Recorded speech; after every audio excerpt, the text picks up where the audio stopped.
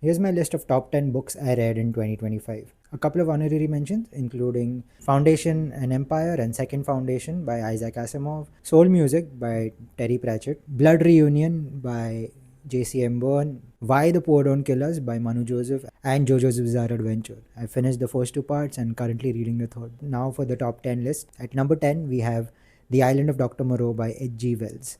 Reminded me a lot of Frankenstein, simpler but still very relevant and poignant read. At number 9, we have A Necromancer Called Gam Gam by Adam Holcomb. Very sweet, very heartwarming, and also a little heartbreaking because it explores grief, but in such a sensitive, empathetic way.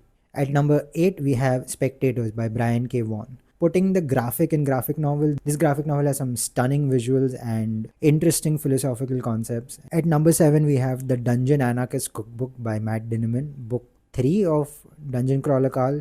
If you've read this one and that whole setting with the trains and stops, and yeah, you know why this is on my top 10 list.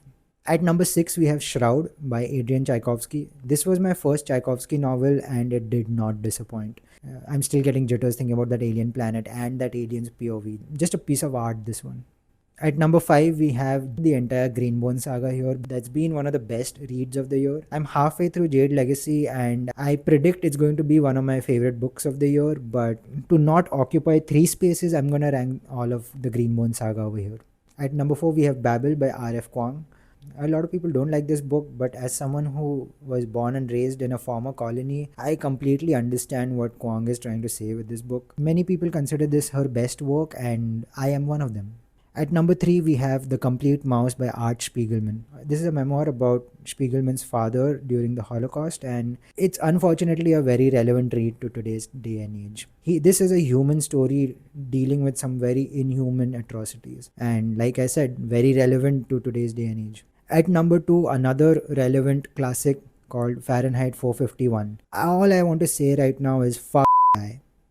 And at number 1, it's The Brothers Karamazov by Fyodor Dostoevsky, translated to English by Richard Pevier and Larissa Volokhonsky. Dostoevsky novels change you when you read them. I cannot find the words to describe my feelings about this dense tome.